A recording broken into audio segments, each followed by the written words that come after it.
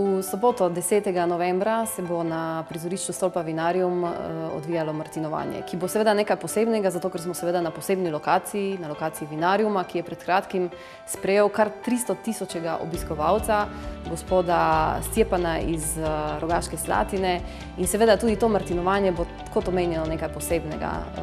Med 10. in 17. uro se bo odvijala Martinova tržnica, kjer bomo ponudili na stojnicah vinsko ponudbo in degustacije vin domačih, torej lokalnih vinarjev, ter vinarjev tudi iz Madžarske, upamo pa seveda tudi na udeležbo vinarjev iz Hrvaške, torej da zadovoljimo temu našemu konceptu Stolpa razgled v 4 dežele. Res, da bodo tokrat 3 prisotni, ampak tudi tega bomo zelo veseli. Poleg vinarjev bodo pa seveda tukaj še potem različni ponudniki domačih izdelkov ter seveda kulinarična ponudba.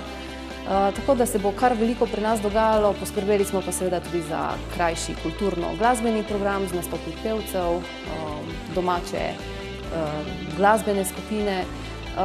Pripravili smo pa tudi seveda krajše organizirane turistične oglede po naši vinsko-turistični cesti, tako da bodo obiskovalci, ki bodo ta dan prišli na Stolp Vinarium, seveda deležni dodatne ponudbe tukaj na Vinariumu in seveda bomo veseli vsakega, ki pride k nam.